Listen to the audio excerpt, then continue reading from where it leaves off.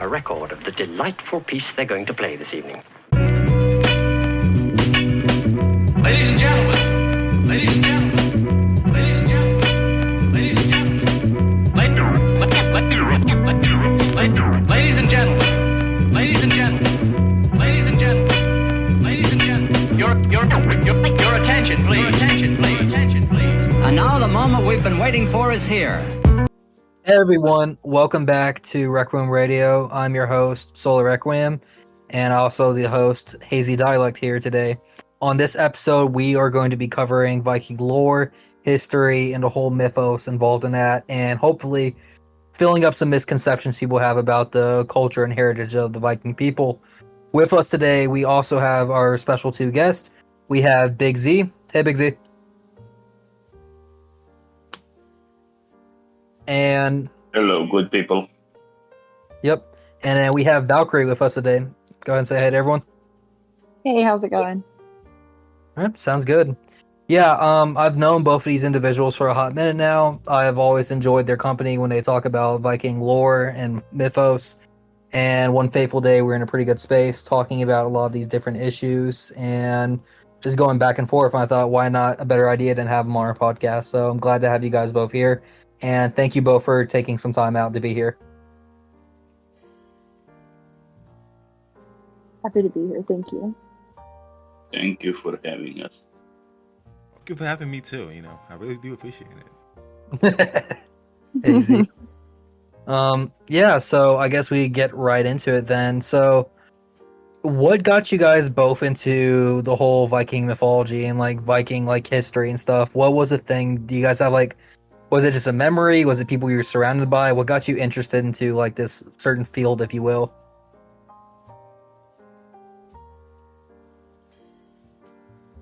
Ladies first. Yeah, go ahead, Valkyrie. I guess for me, kind of cliche answer, but it started really with Tolkien. I started getting into like elfish lore, and I was teaching myself elfish, and in some of that, the names and the family names are very prominent. And I found out that there was such a thing as elfish paganism, and I kind of dove into that and learned about more of their history that way. But from there, I did a bunch of like family research, and from my ancestral research, I learned more about like the specific regions and the differences between them. So that was kind of my journey into it. Nice. What about you, Big Z?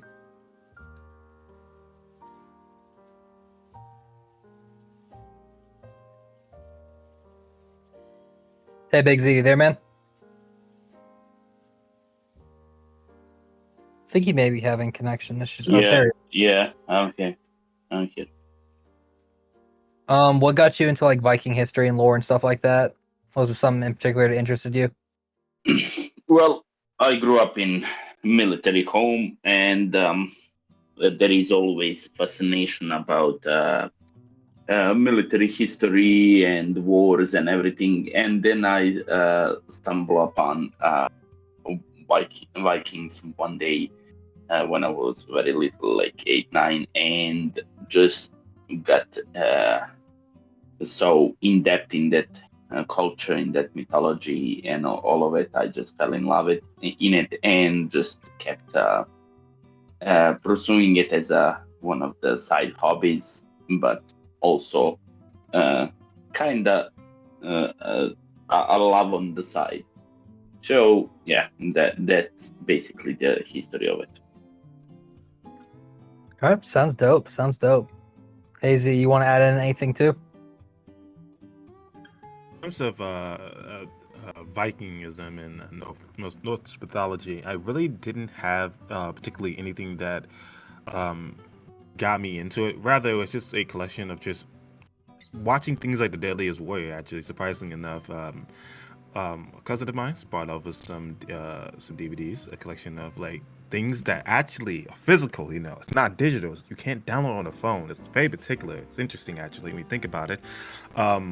And on these things, you can watch like who will win in a fight. It's like a what if scenario if historical limitations didn't allow these people to cross paths and combat one another. So that initially got me into Viking mythology, as well as just Vikings in general, and the interesting stories of the godhood and just in general the history of all of it, which I believe we're going to be delving into today. So I can't wait to just discuss it with these two people who have shown themselves to have extensive expertise within that field.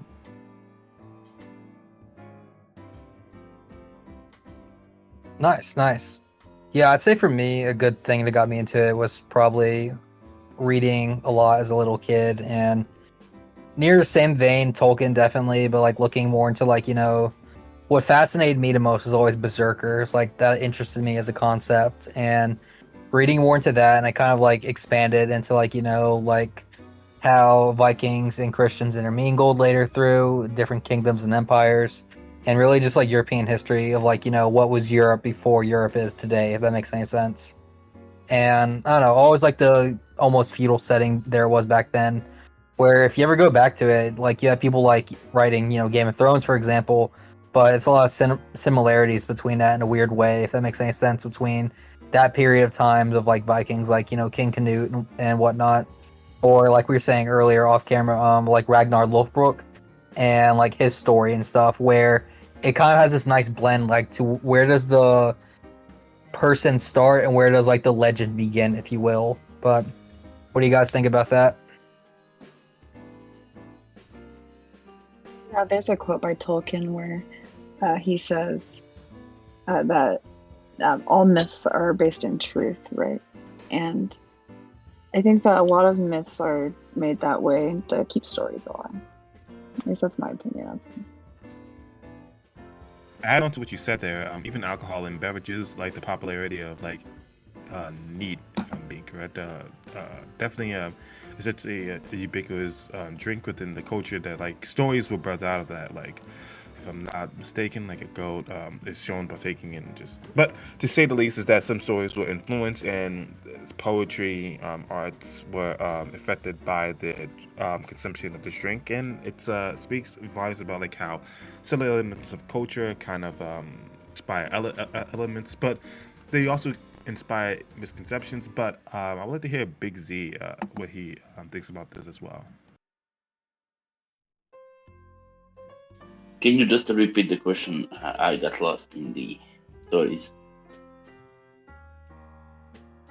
We're just saying that we're just talking about stories and essentially talking about how stories sometimes have like a grain of truth. They have some origin that inspired what they were based off of. Something like, for example, the horns that constantly associated with Northern mythology, even though I'm pretty sure they didn't wear horns in that nature. But it's just become such a piece of iconography for the culture. We're asking you how you feel about that sentiment in terms of like how stories, inspire a grain of truth in terms of the culture. Well, stories are basically the first beginnings of the books, and when you have stories and legends, then the book starts being go into development, and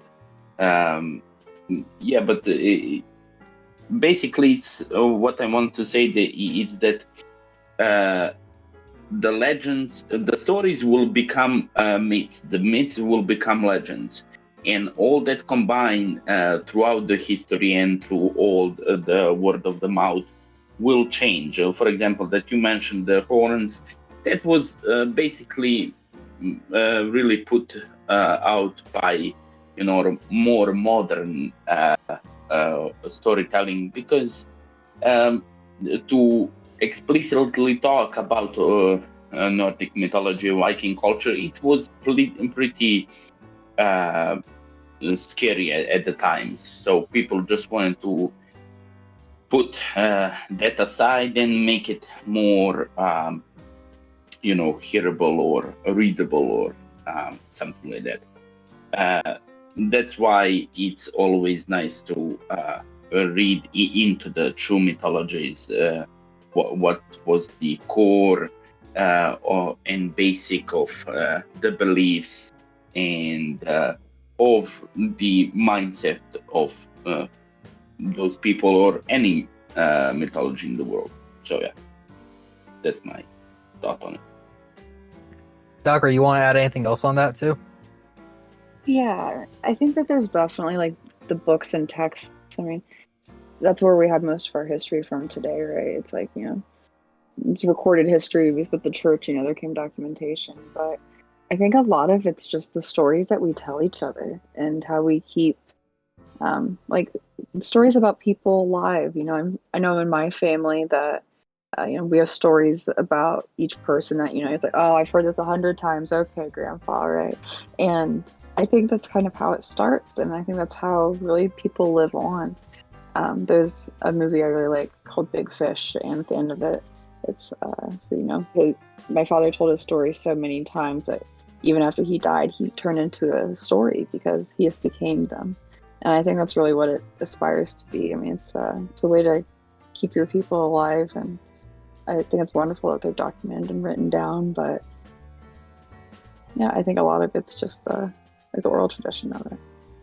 Definitely, and I think that's represented in skulls and how they were like told out loud to like be amusement, to be entertaining, to be something that was done, gathering around the fire. But also, it taught about monarchs. It taught about like stories of the history, tradition, the faiths, and things of that nature. And these two things not only served as entertainment, but also served as a way to educate the youth. So I think that's kind of it speaks towards that like history, the idea of telling important elements of history through these stories. So yeah, I think it's in terms of enriching culture, it is done so through endowing people with these stories.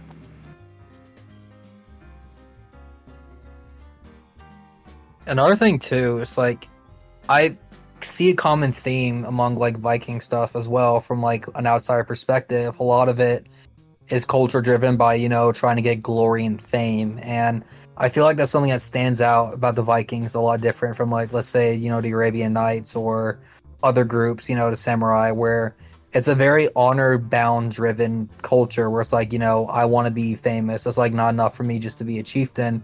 I want to be known for my conquest and conquering. And I guess, like I said earlier, that could just be my exposure of Ragnar, because that was a lot of Ragnar's story where he was like, no, I want more. I want to expand west. We can't have our people here in Scandinavia forever. What do you guys think about that, Big Z? Well, how to put this? The Vikings were basically the nation of pillaging and taking over the spoils of war and expanding and exploring all other parts of the world. And since they began in very harsh environments, they want to see something bigger, and also there, when it comes to the stories, they also heard those excuse me, they also heard that amazing stories from the travelers or traders that came into their villages and wanted to explore more. So you will get any king who has a great image and who has some further ideas for his people to explore, to take them to the new lands, and to evolve like every other culture. They just did it. For example, first raid was in 1793 when they attacked one monastery, but that was their way of expanding and exploring the new worlds. So it's a delicate balance between war and exploring and searching for something new. Nice. And if either of you guys feel free want to add on to more stuff, like off each other's point, there is no harm, no foul in that. because I just like to have this episode, just like a teaching almost, if you will. So definitely, if you guys could like inform us more, because I'm in the dark for a lot of these things, as I'm sure the audience could be as well. But if you have any like cool stories you want to bring up too about Vikings, or like things you think people should know about them, feel free to share them at any time. There's one thing I would like to bring up about Yeah. Viking culture. Oh, didn't mean to interrupt you. Valkyrie, go ahead. No, go Oh, I ahead. just wanted to Go bring ahead. Go up ahead. that Sorry, my mic's as stuck. much as a common, I believe, to some extent, to be a bit of a misnomer about Viking society is there were it was order. Um, as in, Vikings are often depicted as being brutish, loud, and very boisterous. Which, while yes, there were slave trades, and yes, there was people potentially sold into servitude, as based on the shackles they were using, there was definitely a high level of intellect, and just in terms of like how the society was ran, in terms of just a proper way of like engaging with one another. For example, just in terms of civility and just common like entertainment, they would play games just like chess. It's similar in its way, but the name eludes me right now. But if I could post the image into the chat just to show you what I'm talking about. But yeah, I was very fascinated and surprised to find out that not only did he play chess, but this was like just a game they would play just for entertainment purposes, as well as culturally speaking, if a woman was ever to ever divorce a husband, it was a procedure that could be handled, and they had rights amongst that nature of who they would attach to. So yeah, that was a very illuminating thing I found out just perusing the history and the ways I became enamored by it initially through just a brief skimming over the history. And it's kind of interesting when really evaluating how the outskirts, people just see them as like almost like a mad rampaging animal of some sort. So yeah, that's something I found out interesting.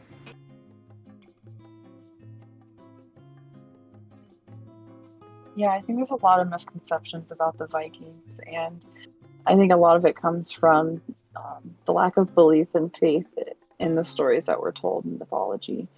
Because most people are like, oh, mythology, it's stories, it's tales, it's fiction, but that's not actually the etymological root of the word mythology, or really how they originate. Sure, they're exaggerated, to an extent, each one is, but I don't think it's really as far-fetched as what people think that it is. There was a shipwreck that was recovered from sea. I think it was in the early 1900s. They did a bunch of archaeological preservation with it, and they opened up a huge museum in Norway. And one of the ways that they would bury some of their, I guess, more prominent leaders in their clans, whereas they would send them on the boat with some of their belongings and their spoils, and send out a flaming arrow to burn it. And in doing that, I mean, they found burial remains, and it verified quite a bit of the stories from that time. And some of this mythology that people just absolutely didn't believe, all of a sudden had validity to it. They were able to trace back through history, through the stories, and correct some of the timelines and everything. But it did have a prominence, especially with the expansion aspect. But from my understanding of what I've studied, it was really motivated by not having access to food or a way to preserve their people. It is a very harsh climate, and it makes for a different way for people to interact. But I don't know. I don't think it was necessarily just for glory and fame. I think it ended up being that way because I don't know. They probably just did have a little bit of a different character than. I mean, you think about a Viking with a double-sided axe and a monk with a book. It's going to be a little bit of a stark contrast there. Speaking to Tandem about the harsh climates, I was very surprised to find out that during times of harsh climates, they would actually be people who the best way to describe it is that they had skis. I didn't know that about.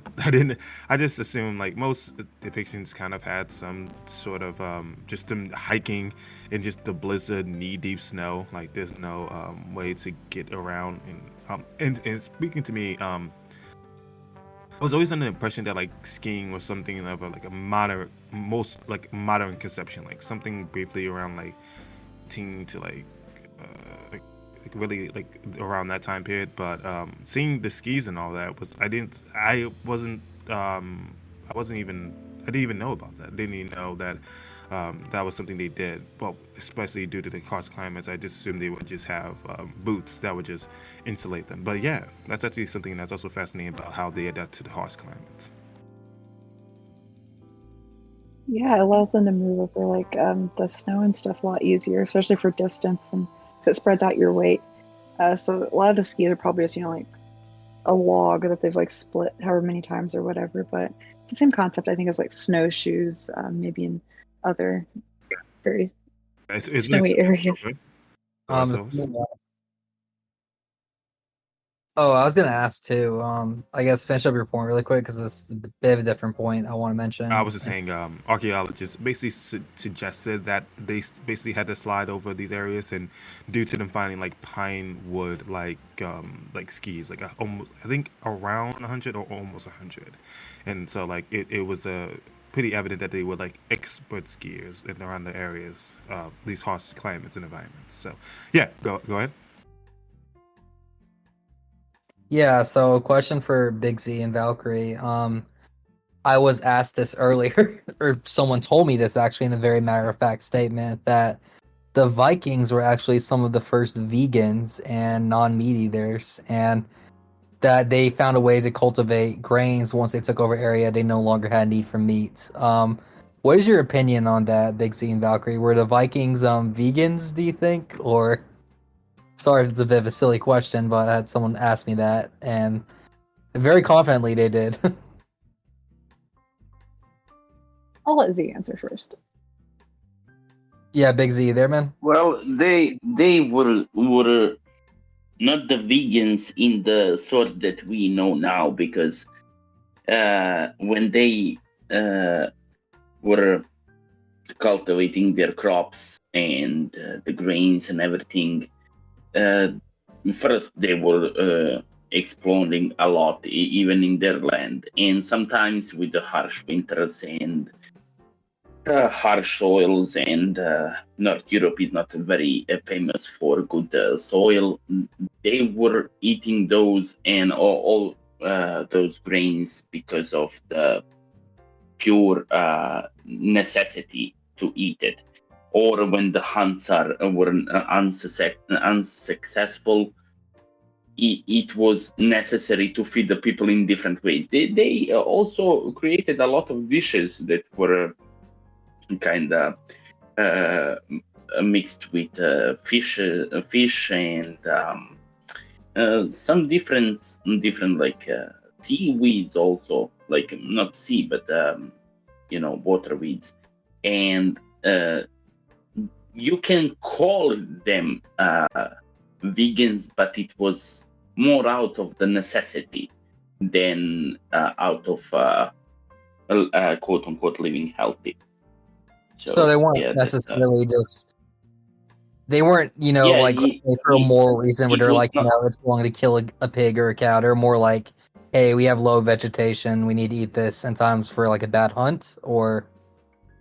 Yeah, because there were some times that winter would hit that was so massive, and 3-4 meters of snow, and there is some recorded winters in that parts in those times, and it was, to my knowledge, it was more to necessity, and also sometimes even exploring for new food, and making some new dishes. And I think also that's referring to their usage of a lot of herbs and mushrooms and all that.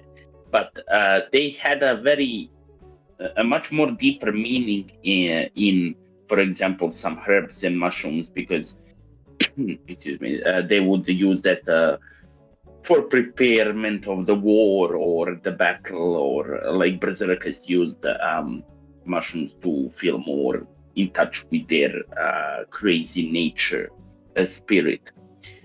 So when you look at it from a outside the box, you can just say, well, they were vegans. But when you go to peel layer by layer, it was more deeper than that.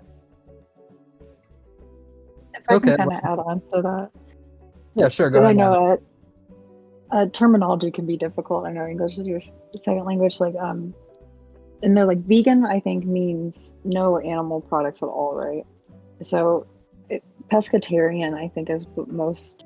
I would say most Vikings were pescatarians, honestly, because like Z was saying, there wasn't really a lot of game because of the snow. And I mean, if there was animals, it was like a boar that you didn't want to go fight, you know? And so yeah, they did use a lot of foraging techniques. They did forage from the land around them and like naturally growing things. They didn't necessarily have agriculture, like farming with grains and such, but naturally occurring plant life in like the forests. And there's a lot of waterways, at least from the area, like in Scandinavia. And you go to the Gaelic Isles as well. You see that a lot with the just the people that live in the water, because it is a harsher climate. And I'm not sure about the area where your expertise is in, but yeah, I didn't really see a lot of like larger like red meat hunting or anything like that, which was, I think, different for a lot of the European cultures. They ate stews. They ate. Oh, go ahead. Can I just add on that a little bit, because people need to realize that even when we speak about vegetables, they have very primal usage of vegetables or what they grow. Just because you need to realize and have a mental picture in your head, and to anyone who will listen to this, it's that go research the places or environments especially in the time in those places where they lived, and they had a lot of primal things like weeds and corn and all that. Maybe some other, but it was not when you speak about vegetarians or vegans now and you have millions of acres of crops. They were combining what they had in what they had knowledge of, combining that with maybe meat here and there and some fish, and they were just eating that if they were staying in the village. Of course they would when they go and that's also the one of the many reasons that they were so keen and great in pillaging and attacking, and getting the spoils of those attacks, because it meant that maybe they will buy also from merchants some stuff they needed, and they can trade in those other lands because they had then gold and money. So it was not only because they wanted, to rob. It was also there were a lot of different usage of those spoils of war.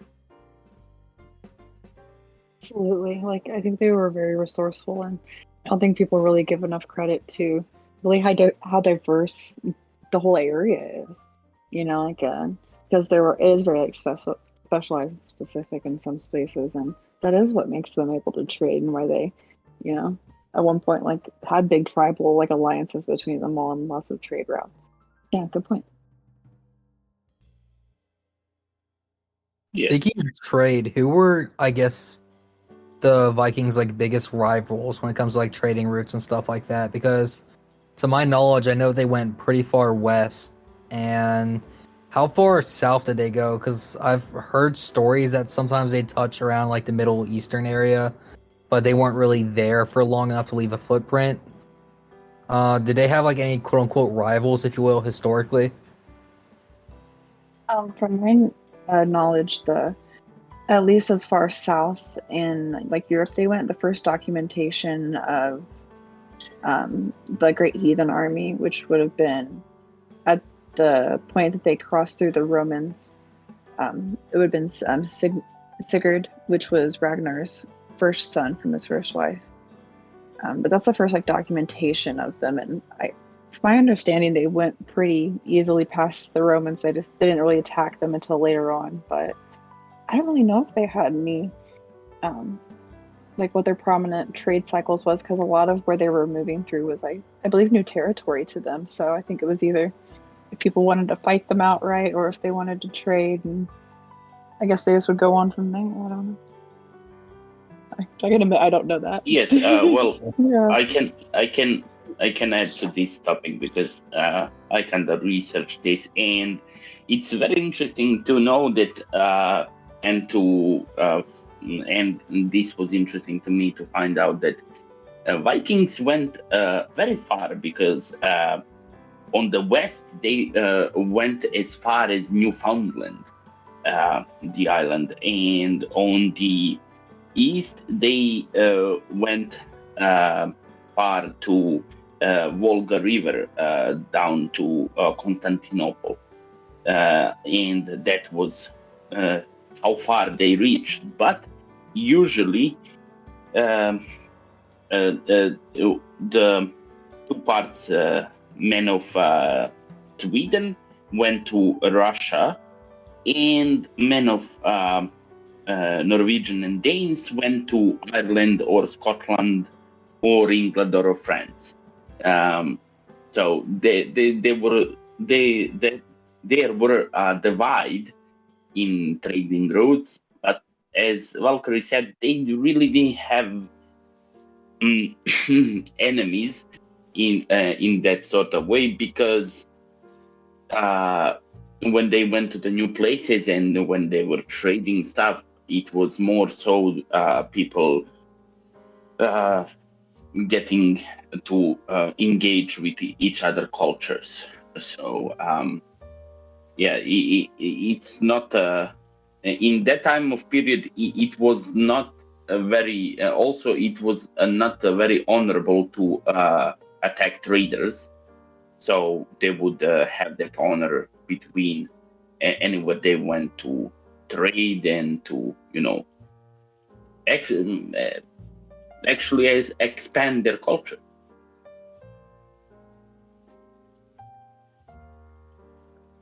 And who was the first to really pop off of all this expansion stuff? Was I guess he was the first person, I guess, quote unquote, be king of Scandinavia, if you will, like the big dog in charge to like start moving pieces. It's forgot his name off the top of my head. It's Bluetooth, correct? Something Bluetooth. Who was the first like really big dude to like actually become the king of like Scandinavia? Or is that something different? There's different tribes and regions. Like Scandinavia kind of encompasses like a larger area. It's like I'm saying like Arabia or yeah, exactly. That's why part, he referred to himself as the title of like I am the king of Scandinavia. I remember he like wrote that and stuff. That's why I was like curious. Like, was he actually that, or is that just like we said earlier, stories being blown out of proportion? I'm actually not too familiar with that one. I do know that the Bluetooth symbol is a rune. And I don't know why I never even thought about that until I heard it somewhere, and I was like, oh my gosh, it is. But I'm not super familiar with that history specifically. I think as far as mine goes back is Lothbrok, and of course you hear like Leif Erikson, but yeah, we can talk about Leif Erikson now. What's that, Big Z?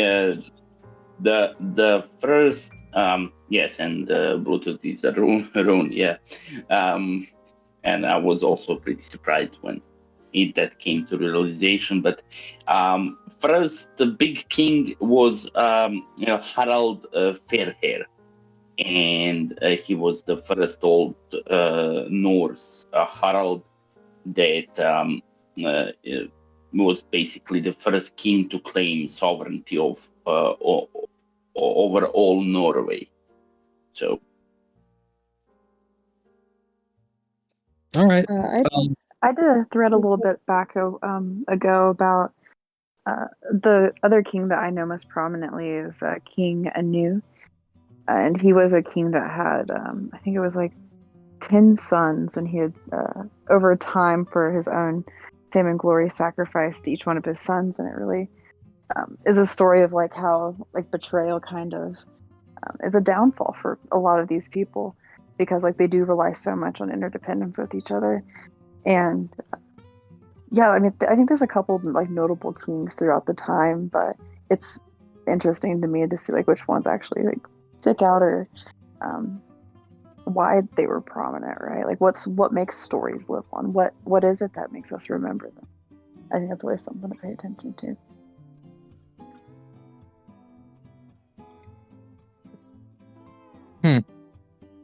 And Big Z, do you want to add on to that, or are you okay if we move over to Leif Erikson? Because it's also a pretty prominent figure that I feel like a lot of people talk about. Yeah, I just wanted to add that just an interesting fact that Harald the First, his last son, was actually the last king of no, not his son. His half brother was the last king of Vikings, or of the Sweden, and part of Norway, and his name was Harald Hardrada. Yeah, I think that I get that right. Oh, nice, thank you. So Leif Erikson, that is a figure I've heard a lot of. Yeah. So what? Yeah, I know. What is the person? Who is the man? What is the myth, and what is the legend, if you will? Like, tell us about Leif Erikson. I'd be better able to tell you about Ragnar Lothbrok, but I believe that Leif Erikson was at the same time, if it wasn't even someone that was a member of the heathen army. I believe it was one of the people that was in his part of the expansion with going down to King El in England, which would have been like near Northumbria area. But Leif Erikson, I think, is just, as far as I know, is just like known as like this like the big typical stereotypical Viking figure. I think in the more recent like media, the Vikings TV show, I think they had him like sacrifice himself at a pagan ritual, which I don't know if that's consistent with the mythology for him, but yeah. What about you, Big Z? Yeah, I agree with Valkyrie, because Leif Erikson was not really the, how to say, he was a more a modern king, to say it like that, because Ragnar was a true Viking, true king of the North, and he represented really the Viking culture. And Leif Erikson, I know him because his nickname was Leif the Lucky, and he was more as a Norse explorer. And he's most famous for founding the first Norse settlement in Greenland, and that's why I think you, Sola, and many people from your part of the world hear about him more, because he actually put a first Norse settlement in your part of the world. But if you really want to speak about Norse kings and mythologies, I agree with Valkyrie. We should talk about Ragnar Lothbrok.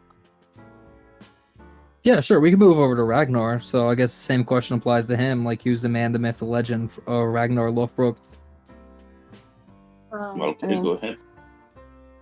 Sure. Obviously, it's like one of the main characters of that. Like the TV show, I think, where most people like got really into Vikings in the past like couple years. He's known as the head of the Great Heathen Army, which was the group of people that kind of expanded down from like Norway and Sweden through England and the Gauls, and then they end up interacting with the Romans as well in the early turn of the century. But he was a real person, and one of the body that was recovered from the ship that's in Oslo at the museum is, so Ragnar had two wives. His first wife was where he had Sigurd, which was the son that inherited the heathen army and continued the expansion, and typically name-wise. So it was Ragnar Lothbrok and then Sigurd Ragnarsson. So they kind of take their father's name and then make it into a version of the last name. So his second wife, he had a son named Halfdan Ragnarsson, and it was one of his sons. So it was a grandson, but they were able to track through some of the artifacts that they found that were like heirlooms, like whale-tooth combs that had names inscribed in them or various other signifiers. But yeah, I mean, he's credited with being the first person to really have their people leave that area. And it was very, I guess, like odd for people at that time. And even like Z was saying, it was even from that line that Leif Erikson was the one that went to Greenland, and a lot of people don't recognize that Greenland's part of the tectonic plate system of North America. And we see a lot of expansion from that region down through like North America and Canada and all that as well. I mean, I think everything's a man, myth, and a legend, right? I mean, everybody has different parts of themselves. Like, sure, I'm Valkyrie, but I also have like a government name, and you know, people at work aren't going to know me the same way as they know me online or in real life. So I think everybody kind of does, and you know, whatever you make the most grandiose part of yourself is typically what lives on. It's always a blend of the three. Nice. Big Z? Yeah. Well, yes, I would agree with most of what she said. I'm just gonna mention that he was very, very great and big Viking king, and that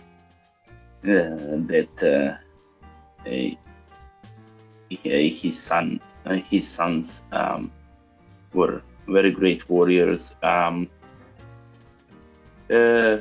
He married 2 times, but he also had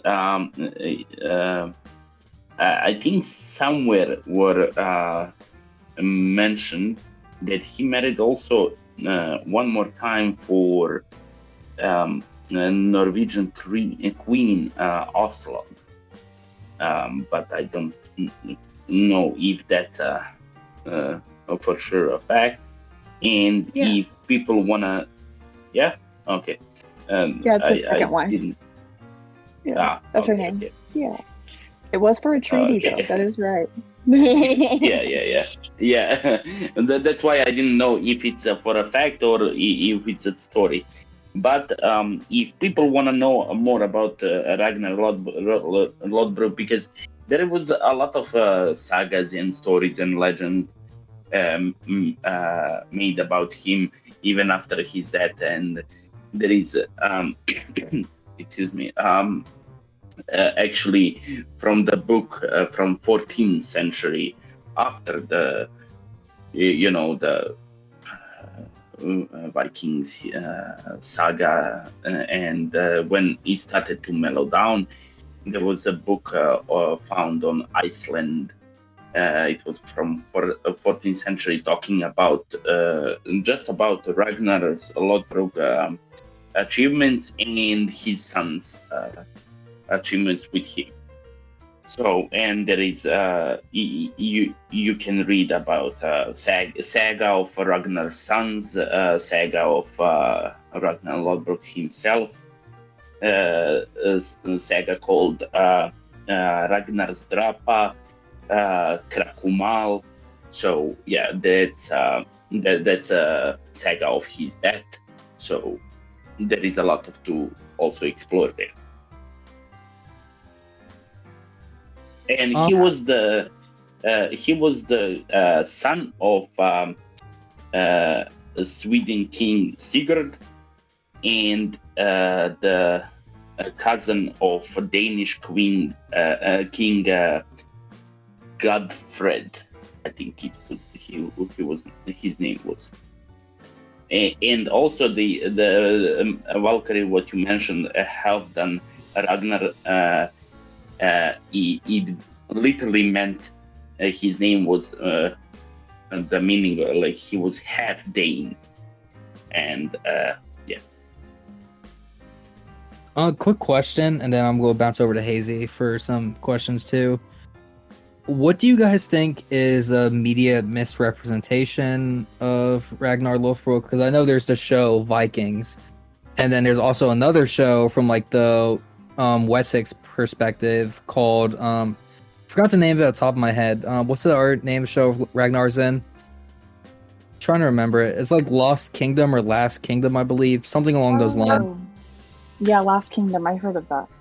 Yeah, but the Last Kingdom is basically showing like, you know, the Wessex perspective of like, you know, the Vikings showing up to their land and how the story is told from their lens. And Ragnar is portrayed very differently in that show from like the show Vikings. Like in Vikings, he's a very, you know, almost bloodthirsty, power-driven man who is like an omen to what happens if you bite off more than you can chew because of his ultimate betrayal.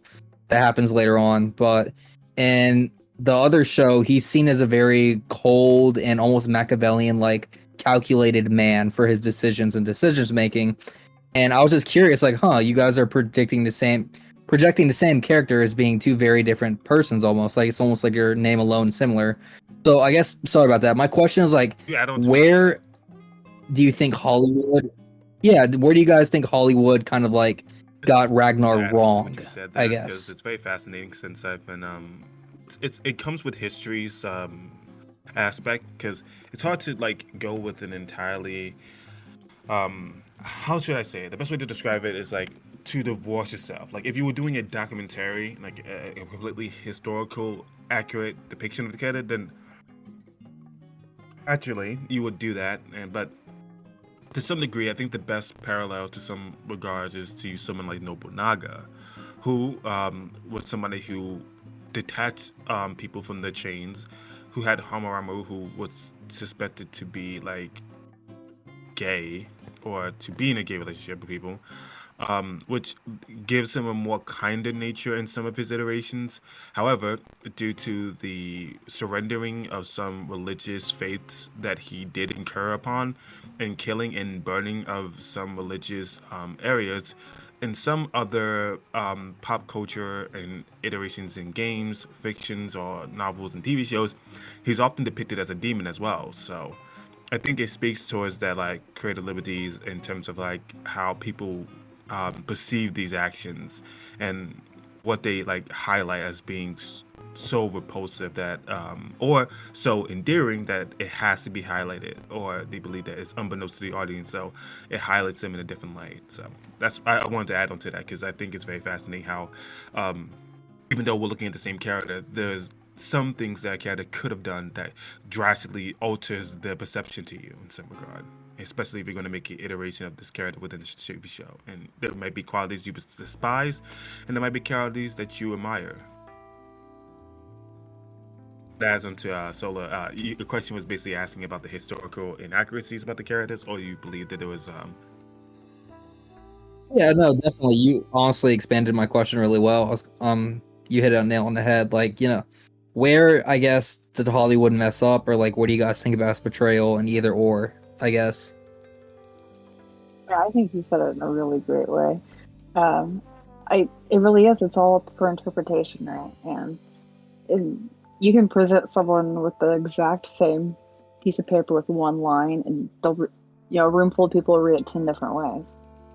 And I think especially when it's so far removed from history, it gets harder and harder to do so in like an accurate way. And it depends on if you're British, you might be like, oh yeah, of course he's a demon, he's a whatever. But I mean, he was also had to have obviously had an element of charm to a degree to have an army and I don't know, to inspire people to do that. I mean, people are complex, and I think that as we have myths and stories about people that either we know were real or find out later that they were through archaeology, and it develops more of their character.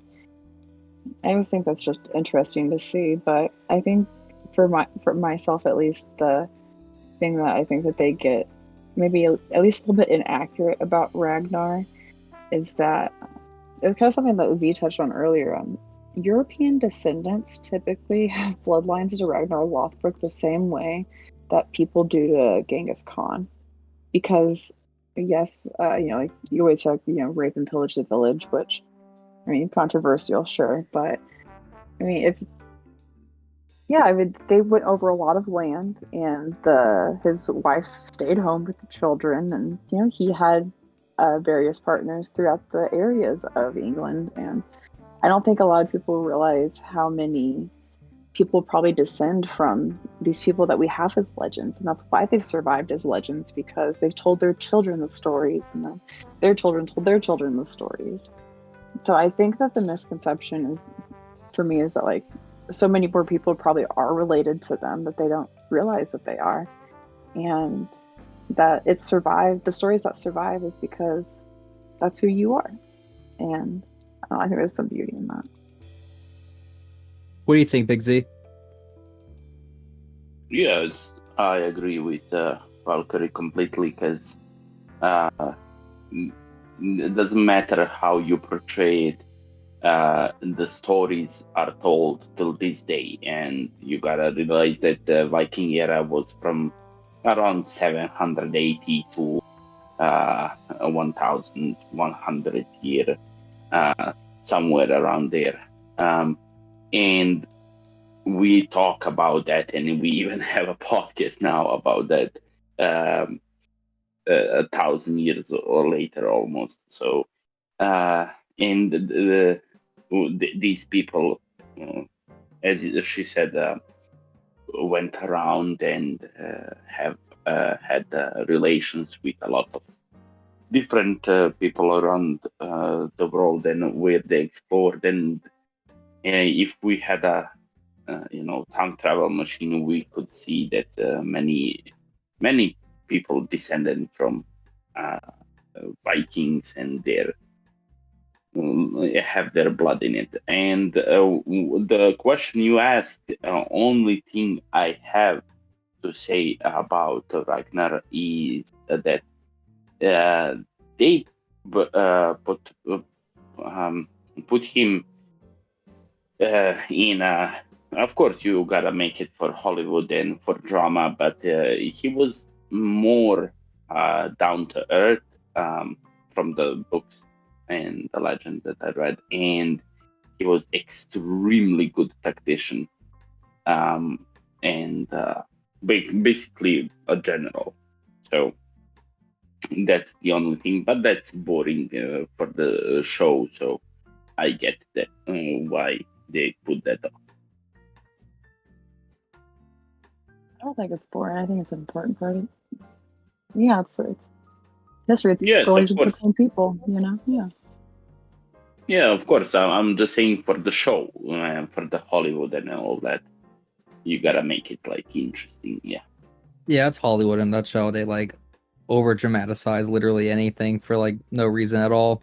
But that's just, I don't know. I guess that's just an issue I have with Hollywood, where I read stories and fables and it sounds like a lot more cooler, but in different ways. Like, I remember Big Z, you and I were talking a while back about how there was, if you could reiterate the story for me, but it was roughly like one man defending a bridge or an outpost against like 36 people, and he killed them all, but before he died, like he got like stabbed in the foot or something from someone under the bridge, and that's what like got them to cross. Ooh. What was that story again? I remember you telling me about that. Yeah, I don't remember quite exact the story, but he was basically, he was one of the big warriors in Viking Saga, and he was stopping the Christian army to pass the bridge, and he was literally defending it with all his might, but the way that they killed him. They went under the bridge on a boat and stabbed him, first in the leg, then in the abdomen.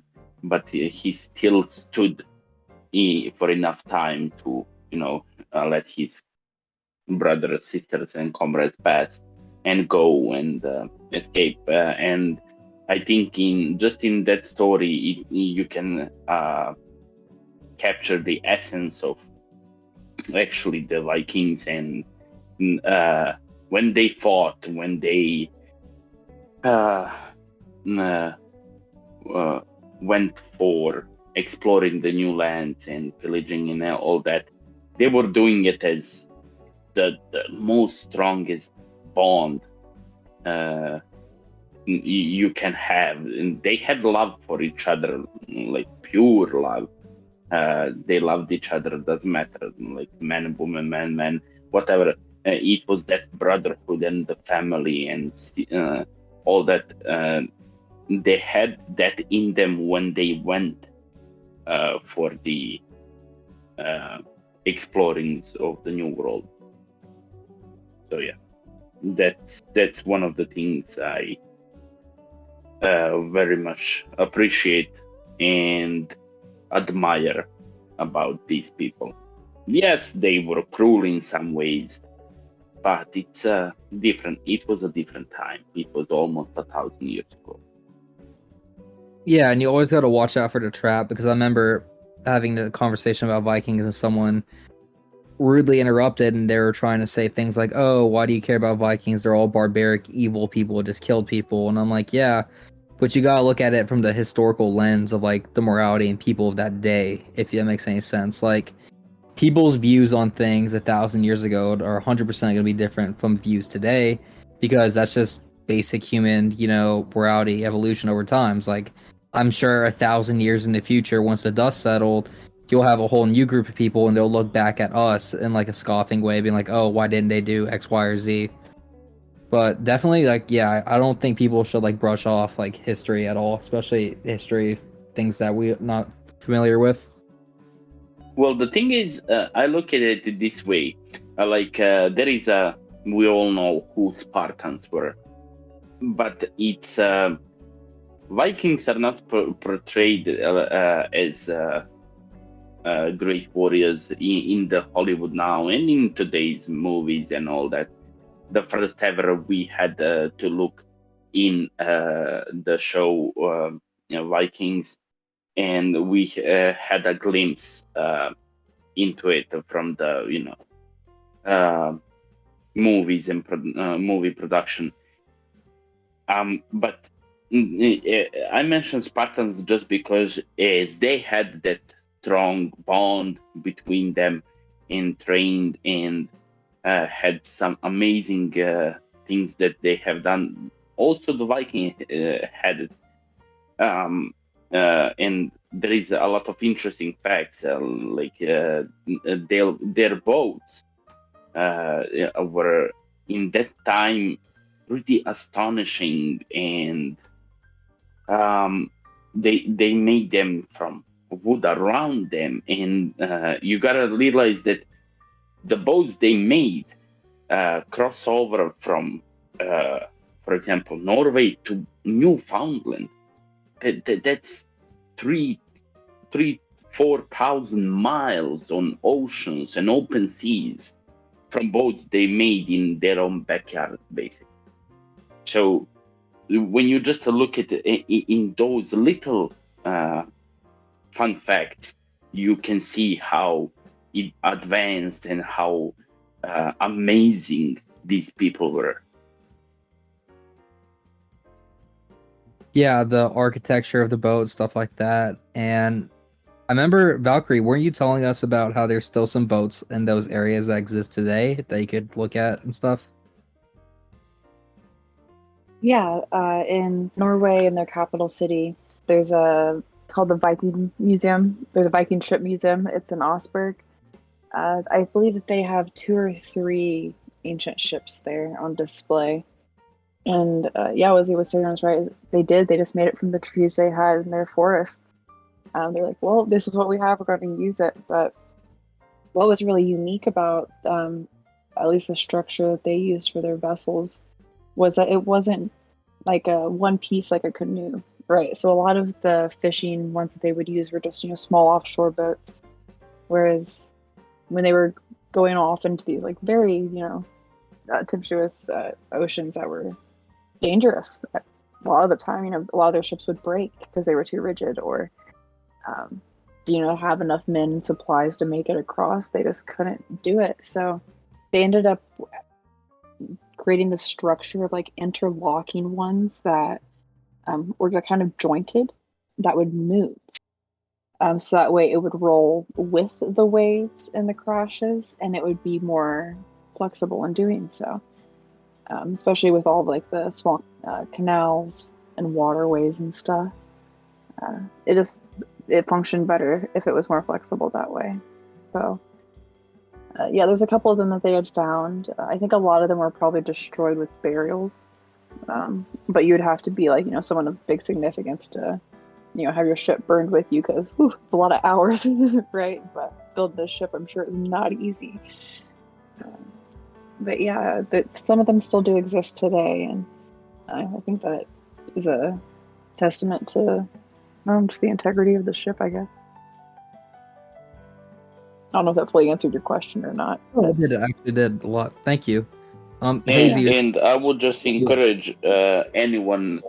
First of all, just do the basic ships and also what they have in the museum. And if you ever have a chance to visit, that's one of the, I think, in my opinion, secret wonders of the world, and it's just part of the history of Europe and that part, and literally the world. So I would encourage people to research more about it. Yeah, that's actually a good point. We could go on that more later. Hazy, is there any questions you want to be asking them?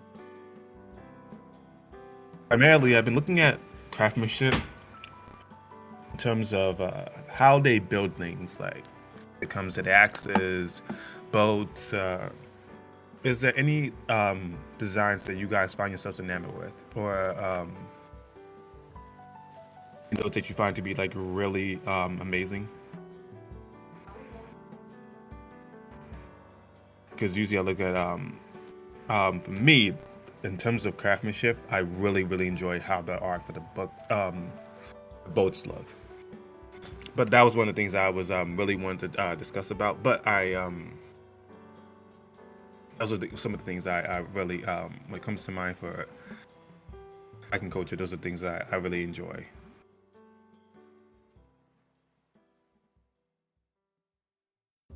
Yeah, I definitely want to hear what you guys are interested in, or like, I have a book, but if I'm just going to be reading the chapters that are my favorite if I don't know what parts you guys want to know, right? So yeah, I definitely want to hear what you guys like. If you don't know something about that area, like, you're like, well, what, they have pets, or anything like that. I think absolutely the boats are huge. For me, it's also, I think, the adornments. They're really big about like jewelry making and the smithing in that way, and also tattoos. They're actually one of the earliest. I think it's a Scythian woman, or maybe it was an Icelandic princess. I can verify here in a second, but she has reindeer tattoos. There's a mummified corpse that they found, and it's the oldest tattoos on a human body. And I think that's interesting because a lot of people just associate it with like Polynesian or Islanders or Japanese, but Japanese were also a very dominantly water-based culture. I was actually going to ask you guys, I've seen this argument recently among cultural appropriation. Can I just add one more thing? I remember one fun fact where also Valkyrie mentioned, and there were two classes of Viking ships, and warships and merchant ships. Warships were called langskip, and merchant ships were called Nor. So, just a fun fact. Thank you. A question I want to ask you guys both. There's recently been a debate and actually a court case in Scandinavia regarding their Supreme Court, if you will, over the use and expression of any runes or symbols that have been originally used by the Third Reich. And a lot of liberal organizations over there are advocating to ban these symbols in public display, saying hey, these are symbols of hate. What do you guys feel, or what would you say to someone who says you shouldn't have certain runes or you shouldn't express certain things because it's Nazi related? What's your take on that? How do you respond to someone who says something like that? My gut instinct I will is just... Go ahead. No, go ahead. I think it's pretty ignorant. I mean, I think you can take anything from any culture and be like, oh, well, this culture used this. It's well, okay, you're just giving it power to that purpose then. What was it before that?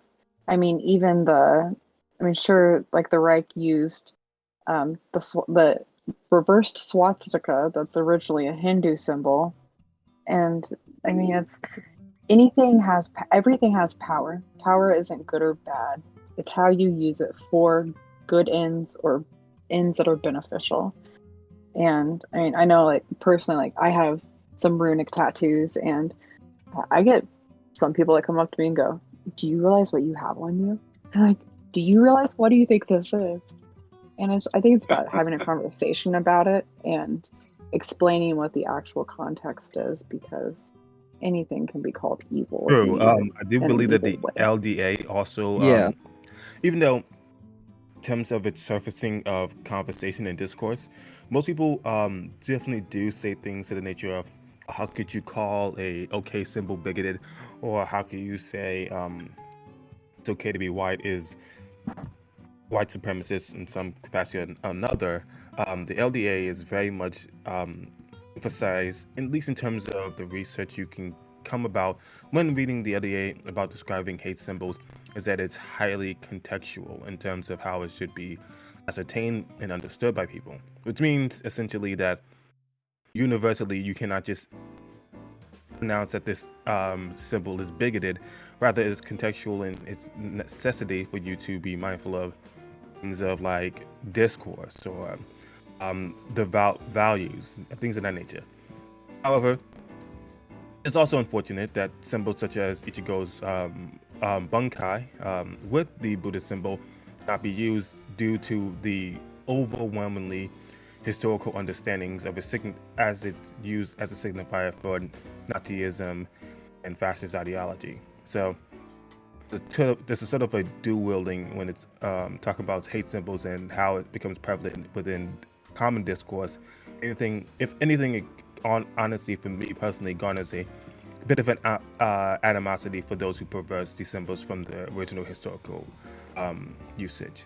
Definitely, if it's in the way it's commonly, it's starting to be retooled in our modern day.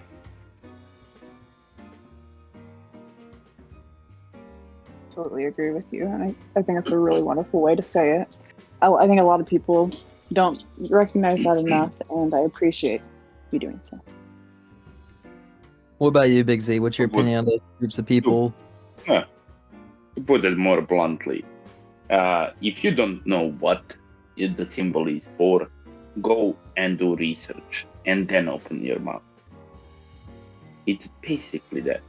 Because to realize that, as Valkyrie mentioned, the actual symbol for Bluetooth now that we all have on our phones, PCs, MacBooks, all over, is actually a ruin.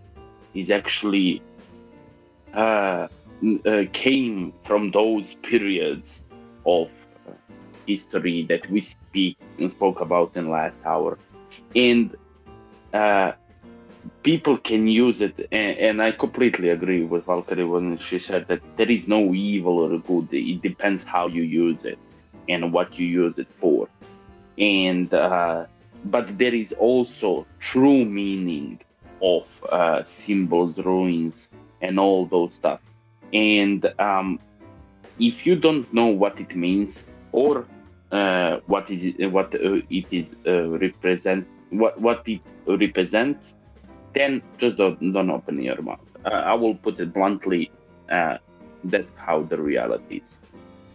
I mean, come on. Like, I'm gonna be honest with you, guys. I feel like you guys are both holding your cheek a little bit in this, but doesn't that make you mad at all? I people cannot. who don't know anything about stuff. Like, does that not infuriate I cannot you? swear. No, I you can cannot swear. swear on the podcast. So. No, you can swear in this podcast. You're all good. I'm just saying, like, me personally, if someone took things that held very deeply to my culture, my people, my like everything, my identity, and they slandered it, acting like they knew more what this was than me. Like, when you get angry at that, like, wouldn't that push some buttons for either of you guys? Like, you can be open and honest about that. Like, I mean, like how's that I will genuinely answer make you this. feel, though? I will answer this. Why would it make me mad? What stupid people do? That's their Because problem, not people mine. tell other I people will- that about you. That's why. Like, I will put it. I will educate people on the ruin symbols that I'm interested that it means in the culture that I love and all that. If they don't want to hear it and want to call it bigot, okay, your problem. It is what it is, and you just continue with the life. Because if somebody don't want to appreciate the history of the world, he doesn't have to. But it's not my job to teach them. that's a lot more stoic and bold of an approach than I'd go for. Because me personally, if someone's doing that to my history, ooh, buddy. What do you think, Valkyrie? You can be honest. Like, you can say what's on your mind. Like, how do you feel about people doing that to your iconic, like, Do not your let items, your people culture, your stray. people, if you will? Like, is I that? think- Let your inner Valkyrie out. Yeah, I want to hear it. Where's this Do not let Valkyrie this I've man heard sweat so you much loose of? against Let's the hear kid. it. I'm He's an actually interested. antagonizer. He's No, No, I'm being honest. 'Cause I think about it like this. Like, I'm just gonna be open and honest with you guys. Like, I think about it like, all right, if this was my people or my culture, and it's like frustrating because I see it in news. Like, you know, recently, like a lot of like Viking stuff has been deemed as like a hate speech or hate symbols, and it shouldn't be seen in public, and et cetera, et cetera. Like, and I'm thinking like, wow, imagine if someone did that to my culture, my people, where they just like, without knowing, you just put a giant label like, yeah, you just merely existing is hate speech. Like, wouldn't that make you upset? Like what's the pushback going on? Like, for me, I mean, I don't know. I try to not get upset about other people's actions if it doesn't directly affect me in a way. So if they're just making themselves like, if they're saying something, then that's more a reflection of them, right? And I think if it, if they're saying it about me, well, then that's very different. That's when the Valkyrie and the battle angel comes out. But I mean, I think it really just comes with being honest with yourself. And I mean, like Z was saying earlier, like if you know something about a topic or what it is, then speak on it. But I think people also just have bad information. Like today, our universities, and there is so much information that's put out to confuse you intentionally. And I think a lot of people fall for it because we want to believe people are right. We want to believe people know what they're talking about. So, yeah, I don't know. I think it comes with the being teachable, and also, I mean, well, yeah, of course it's gonna like piss you off. Someone's like, well, let me ask you guys this then. Let me ask you this. Imagine a scenario. Let's say 5 or 10 years down the line, you have children who are getting ready to go to, like, I don't know, first grade, for example, and you give them a little gift. You give them a little necklace, has a rune on it. This could go for either Valkyrie or Big Z. They come home crying, saying, like, Mommy, Daddy, they're making fun of me for this, and you're saying I was a Nazi, or that they're saying XYZ, like that I'm a bad person for having this. Like, wouldn't that... Do you really want us to, like, move over to a culture where we're living like that, Like, that's what I'm asking. Like, I understand you guys are very knowledgeable in this stuff, but when do you go almost in the offensive to be like, no, you're going to stop slandering my people, my culture. This isn't what we represent, if you will. Because I've been seeing this very often in, like, Hindu circles where Hindu people are very openly, they're like proudly displaying, the Hindu swastika, saying like, no, we're going to show this and shove it in your face because this isn't the symbol you think it is. This is a symbol of my people. And we're tired for decades of our symbol being used for hate. We're showing you it doesn't mean that. Like, do you see that in, like, I guess Viking culture or like communities or people stepping up more, or? Absolutely. In that scenario, that in that scenario that you mentioned, it's not. I would teach my kid first of all to what it really means and to stand up for himself or herself, and also I would have a talk with a parent of the bully because that's not happening. Big Z, you are a man of many things, but you are way more polite than I would be. I respect Yeah. that. You're a man of great That's- patience and that's the wisdom. I first like that. Do you think one of the That's things a that's first- I hurting definitely it as of recently, like for example, when people had someone like PewDiePie, for instance, wearing I think a Celtic cross, they thought it was an iron cross, and people like, look at this man, look at this pure blood, look at this blonde, this identical, this just genetic purity, this outstanding like anomaly of society. He's better than you. He's willing to unfeatheredly hold his beliefs, and it's that sycophantic nature also with that sort of parasocial mannerisms that are ubiquitous on the internet that causes people to like prescribe beliefs and ideas to people that just don't like occur within their head or they even agree with. It happened recently as well. Someone was just like PewDiePie's PewDiePie's winning at life. He's in Japan society. He's got a trad wife. He's married. He's out of American culture. Yeah, bro. Champion. Celebrate PewDiePie, king of the whites. I'm like, hey, yo. It's like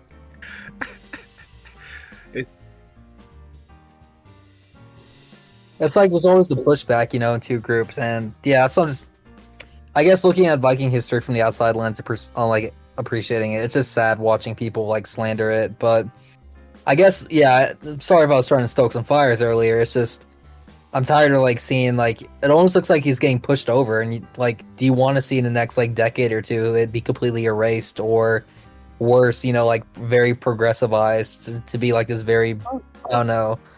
We don't Normie even pill have that message. long. We don't even have that long. It's one generation. There are less than 2 million Celts in the entire world of Gaelic and people that come from that area. It's going to be gone in one generation if we don't do something about it now. And I definitely am. I try to be outspoken about it, but you have to do it in a tactful way, right? Because no one's going to listen to someone if they think that they're hateful. No one's going to listen to someone if they think that they're just attacking them and telling them they're wrong. You have to have a conversation about it first.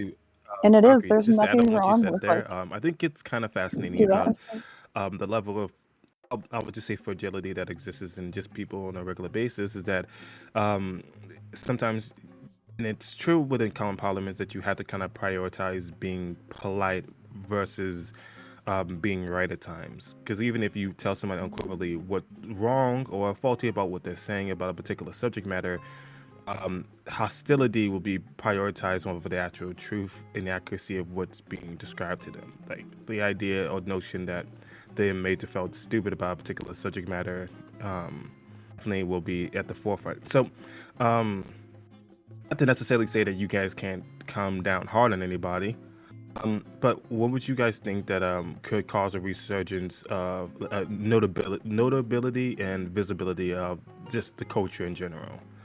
Is my question, because I'm always a big culture fiend. So I didn't mean to derail your answer, but I was just interested about that facet of just the discourse online after you answer what Solo was asking. So my bad, didn't mean to derail you.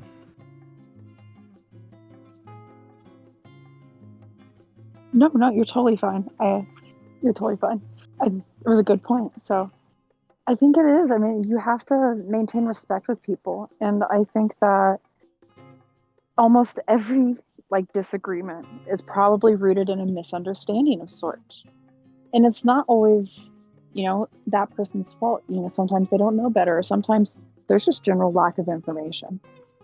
And yeah, I mean, I don't have all the answers. I try to do what I can. It's about learning about who you are, where you come from, and preserving that. And I think every culture, every people should do that.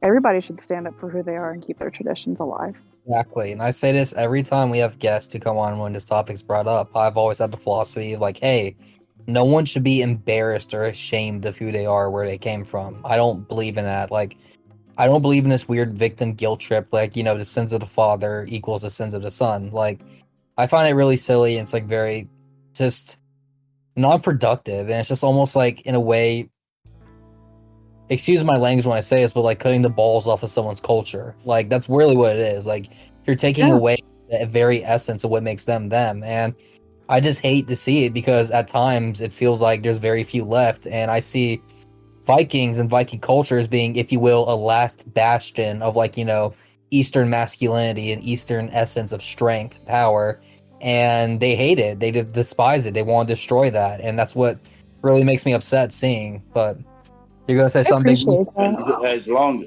As long as there are people like Valkyrie and me, and who are willing to teach people what this culture was, who these people were, what is the true meaning of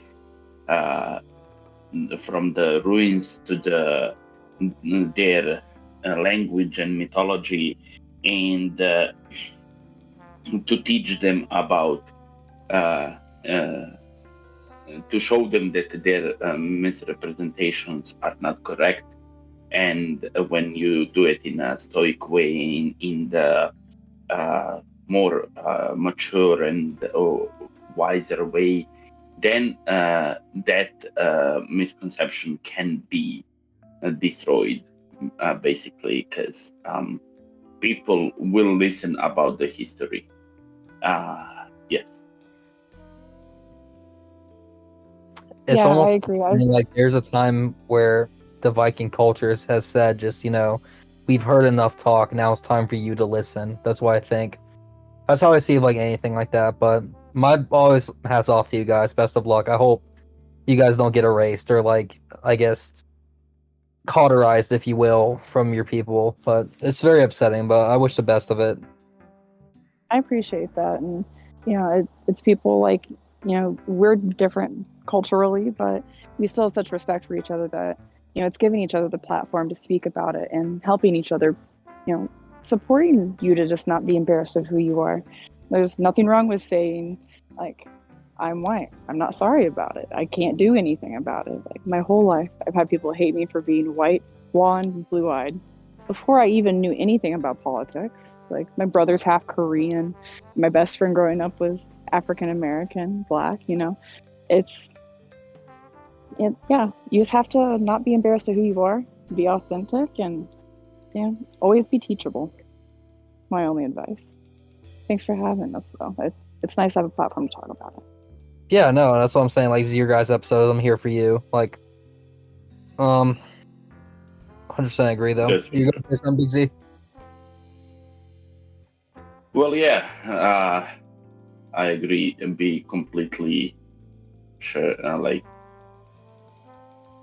Believe in yourself and be proud of who you are, and try to collect a lot of wisdom and knowledge through life, because one thing that is always in abundance is knowledge. So if you try to be more knowledgeable every second of the day, basically, and share that with people, that can affect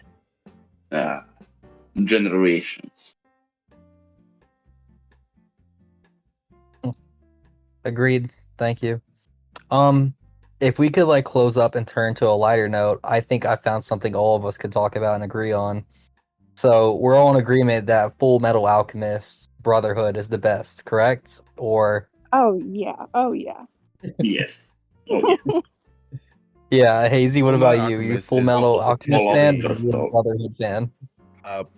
Do you want a Potentially one of the philosopher's most stone? fascinating pieces of Yeah, literature that'd be that's awesome. existed. More importantly, just in anime, as a weeaboo, and I'm so happy that we had this whole discussion about societal norms, the cultural existence of Viking culture, signifiers, interesting dialects about just the misconceptions.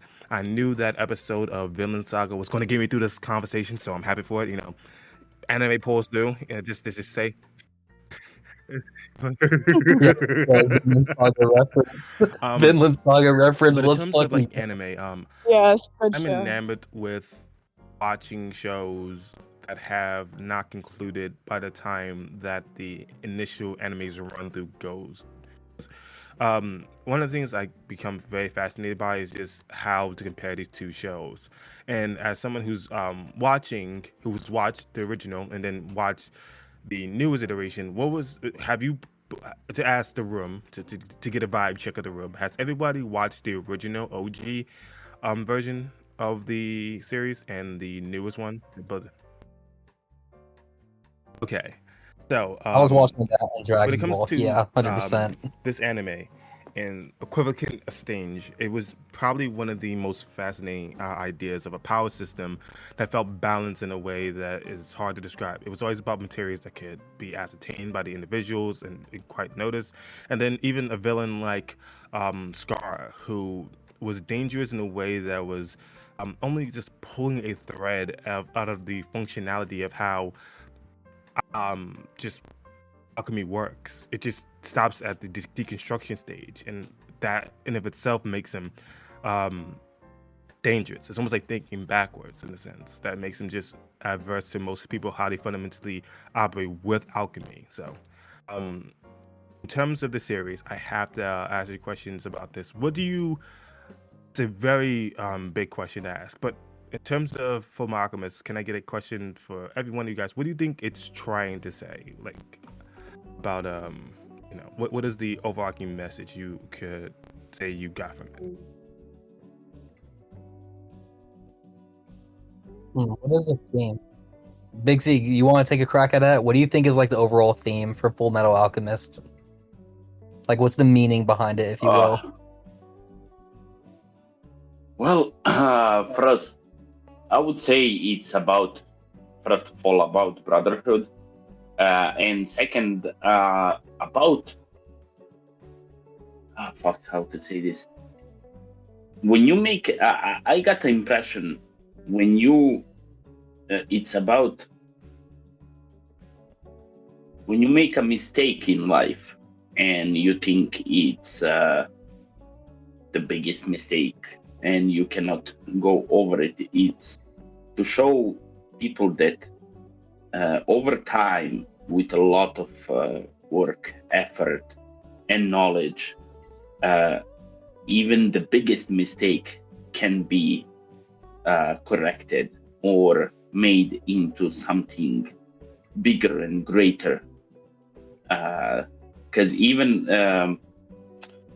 Hazy mentioned Scar, and he started as a villain, but he was actually being pushed by rage and revenge and sadness of his people. And then at the end, you see that the elderly brothers and Scar and everybody can come together in pursuing of the something new and the knowledge and to correct their mistakes, and it brought them together. Even the villains, I forgot. Was it Pride? No. What? Hey, Envy. Just fuck Envy. I hate that guy so much. Like, I'm never forgiving that. Yeah. Mustang got Envy, the ending, true ending. But I would say that it really connected with me on a personal, deep level about as the brotherhood, and about how if you work hard towards something, you can make and learn and get wisdom throughout the life. You can make those mistakes in the things, some things that was meant to happen, and connect you with the world. That was my view on FMA. I definitely agree with you on the whole brotherhood aspect too. And a good scene, like I talked about, Envy being such a despisable, evil character. And it's just sad, like, to see, like, Mustang to be the stoic guy of the group, basically. And they're hunting him down only to figure out that he's too late and Envy already taken a close friend of his. And Envy's over here mocking him like a demon would, basically laughing, being like, yeah, he was a coward, I killed him. And then it's funny because Mustang doesn't, he really cuts to the chase. He's like, okay, you killed my friend? That's too easy. And then he proceeds to basically, I can't even begin to describe it as a fight. That was an execution. He cooked this demon, Mustang did, Envy. Mustang cooked Envy alive, basically, and destroyed him. And then you see a portion of him, like, just break down inside. And it's definitely what you said, the brotherhood, like, losing a brother and just letting it out. But even once he's incinerated Envy down to, like, nothing but a core, he realizes, like, even if I did that, I can't bring him back. I can't bring my brother back. And that was a very heartbreaking moment for me to see him, like, to have, like, the most noble stoic guy break down to such rage. But it's a very poetic and beautiful scene, and basically a vengeance as well. But that's what honestly made me fall in love with the show 100%. What about you, Valkyrie? I think for me, I mean, I've watched the Fullmetal Alchemist Brotherhood primarily, but I think the two biggest themes for me is, I mean, obviously the Brotherhood's in the title, and I mean, it's about them relying upon each other, them being in a situation where neither of them has all of the answers, but they're able to help each other, right? Yeah. But I think that, like, the other overarching theme for me, especially someone who, I love chemistry, and alchemy is just like a more like esoteric version of it, right? It's about everything having a price. Anything you want to gain, you have to give. And if you want to, give something, then you're going to probably get it back at some point. And I think that's true throughout the whole show. Equal exchange. Yeah. I mean, you see it with Eric, he sacrifices, they try to save him, and oh gosh, it's Alphonse. It breaks my heart. This boy's he ends up being a shell, but he's still there though. But it's okay, he has his brother, but he doesn't have his brother, and it's prevalent. I mean, even at some point in the show with I think it's I don't know if it was a doctor or a dentist or something, Oh my god, the show, oh my god, that one was the creepiest and saddest episode in all the anime history that I ever watched. Yeah, are you talking about the doctor with the girl he turned into like a dog hybrid thing? Yeah. Yeah, but it is. I think it's one of the most. It's disturbing, obviously. A lot of the most potent things are, but it's this man who's put under great pressure of these observations of these yearly exams with his practice, and all he had at his availability was his daughter and the dog. And I mean, it's I think it speaks to also he had to give something, so something had to be taken from him. And it's just another way of looking at it in the show. There's obviously much brighter examples, but I think it's about acknowledging and not just thinking anything's for free, because nothing's ever free.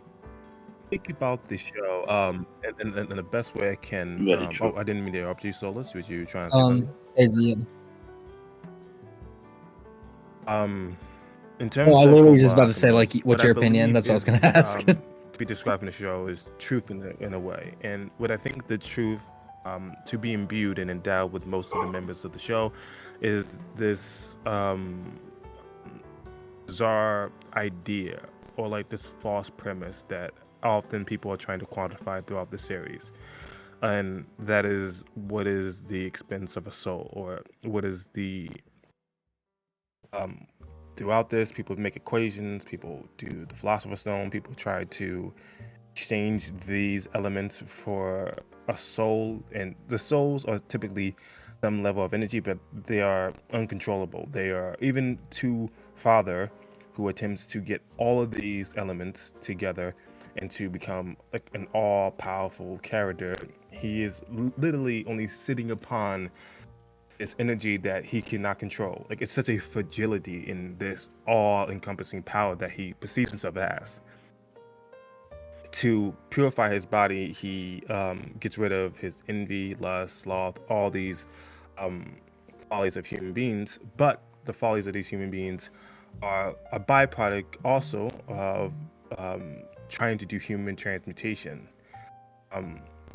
And when you connect these two ideas together, that human transmutation is always an attempt to bring a soul back from the gate, in which the gate tells them of their folly and takes something from them, stripping them of some body part, test, an organ, what have you. What is important to understand from this is that towards the end of the show, after the conflict has subsided, Eric decides that he wants to live a life with his significant other, the romantic interest of the entire series, Remy, and he says, "Your life for my life." Again, reiterating the mantra of equivalent exchange. But she looks at him perplexed and just dismisses it outright. And she offers something else. It's merely just living, in a sense. And I believe that the show is almost arguing that there is this calculation is just a faulty premise altogether. That this concept of calculations done for life is unquantifiable, which is why even as souls are used or detained, they are never truly detained. They are never truly quantified. They are never truly captured or mastered. Rather, it's the idea that life should be lived to its fullest, and the meaning in that life is the finite and the fragility of people passing and going. To try to alter that strips it of its significance and value. Similarly to there being an indiscernible amount of gold that always existed. The value of said gold would never have value. It is in its rarity and scarcity that we see it as a opulence that we often decorate ourselves with. So, with a series like Fullmetal Alchemist, I believe that it is reaffirming that notion that finite of life is its sacredity, is its value, and it emphasizes the maximization of enjoying that life to live it to its fullest, which is what I believe is to be endowed to the audience and the viewers who watch Fullmetal Alchemist. That's just my that's my ongoing thought about the show. So I love that show for that reason.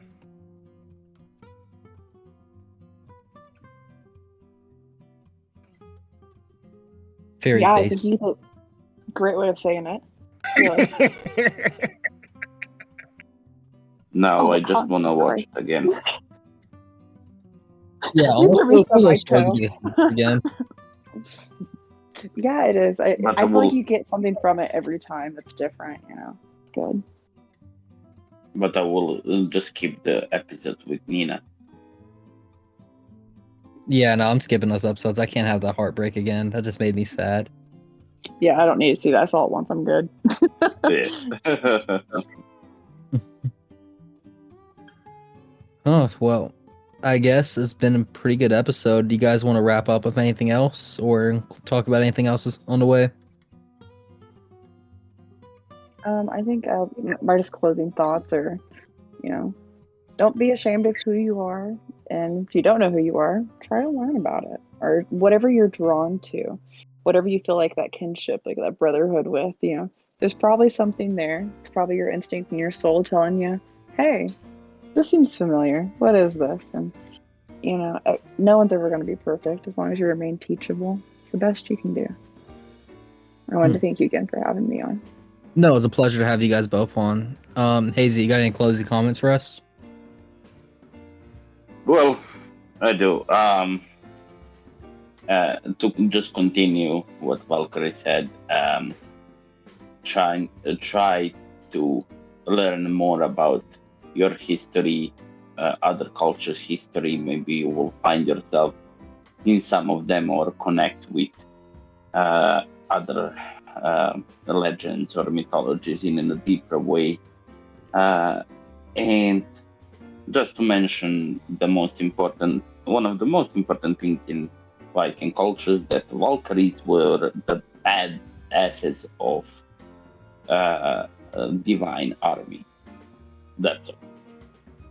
The Nice. power for Well, honor As and usual, glory. I appreciate our guests coming on, Big Z. Hazy, what you got for us, Thank you man? for chatting with us today, and thank you for discussing Full Alchemist, Valkyrie's culture at large, and just internet discourse. And as for me, thank you for watching another episode of Requiem Radio. You've seen this all in HD, and I'll leave it off to my host, Solar.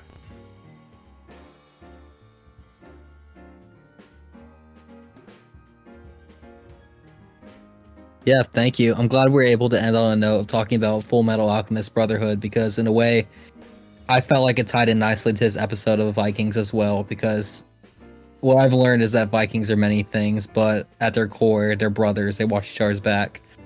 Brothers and sisters in arms, especially. That, but also, I guess, closing for the audience, like Valkyrie said really well, just don't lose your ancestors. Don't lose your people. You are echoes of them. Don't let them disappear without a light. Learn about your people, learn about your culture, and be proud about that. Be happy of like who you are, where you came from, regardless of who you are. But hey, this has been another episode, like Hazy said. Thank you guys again for tuning in. And until next time, have a good rest of your day, everyone. Thank you for having us on.